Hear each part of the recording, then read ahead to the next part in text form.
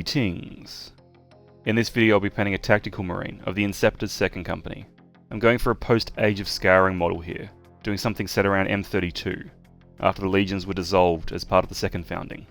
The Inceptors are a second founding chapter, founded directly from the Ultramarines Legion, and to represent the recovery after the Age of Darkness, I've given this guy a mix of parts from various power armor marks.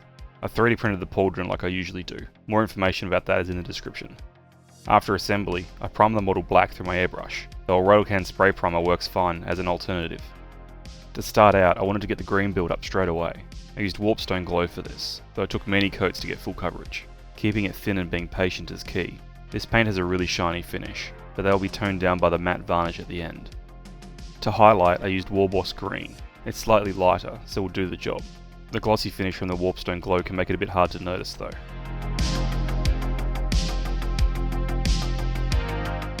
As a reference, I've used this poorly scanned image from the Successor Chapters booklet. The fandom wiki sometimes makes their own colour plates, though the Lexicanum has a similar image to what I'm using. Either way, this is what I'm working from. For the black details, I used Abaddon black, locking in the cables, undersuit, and cleaning up the casing of the Umbra pattern bolt gun.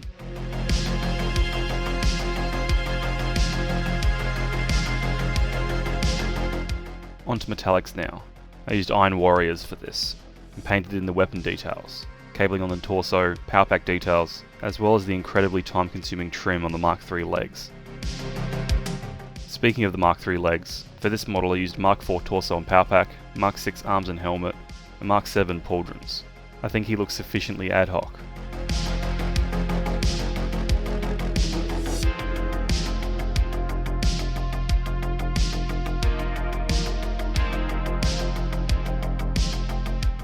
Now for the pauldron trim. I used Retributor Armour here to represent the 2nd Company. The Inceptors used Codex colours for their companies, and I was unsure whether to go for gold or red, but I think gold should look good. Next, I switched to Ulthuan Grey to paint in the armorial on the 3D printed pauldron.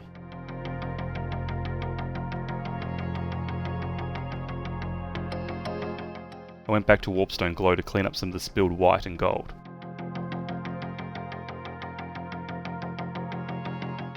In preparation for some transfers, I painted the pauldrons with a gloss varnish. For the red eye lenses I did my usual 4 colours. Starting with a base coat of Mephiston red, I followed with Evil Sunz Scarlet, hitting most of the lens, but leaving the edges.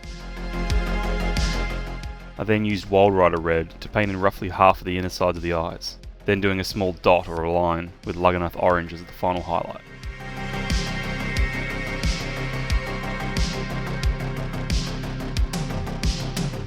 To highlight the bolt gun I used Mechanicus Standard of Grey. I'm still trying to get better at highlighting these weapons.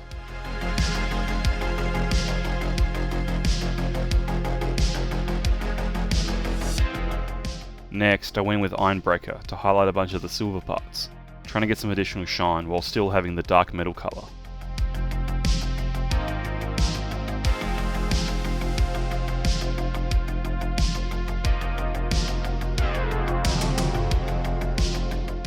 I applied some decals off camera using Microset and Microsol.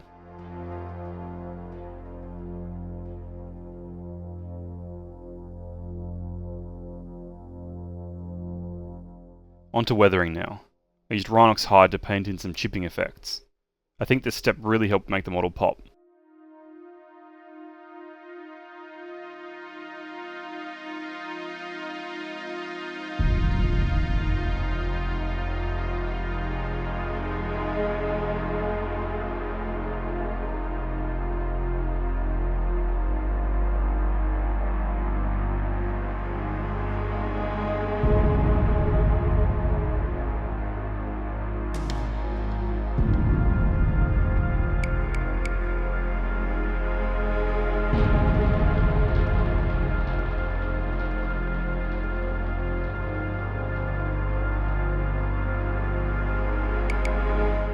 The final bit of paint is an enamel wash.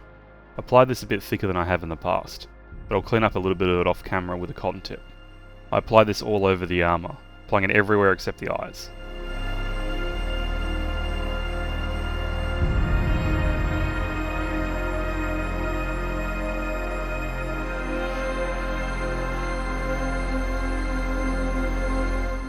After I was happy with the enamel and it had time to cure, I did my usual basing method and applied an ultramatte varnish. And here we have it, Tactical Marine of the Inceptors Second Company. This one came out better than I thought it would. The armour was an experiment, but I think it worked out well. The main concern I had was painting the green.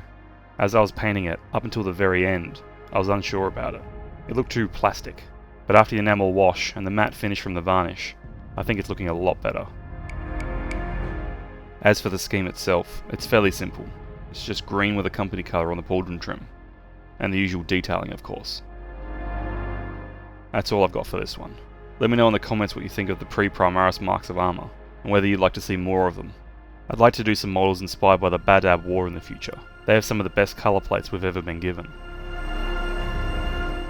Anyway, hope you stick around for the next one.